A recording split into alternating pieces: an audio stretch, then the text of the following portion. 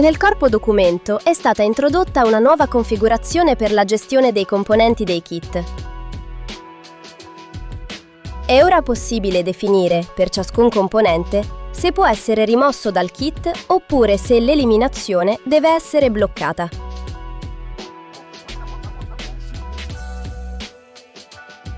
Questa funzione è stata pensata per garantire coerenza nella composizione dei kit e maggiore controllo in fase di modifica.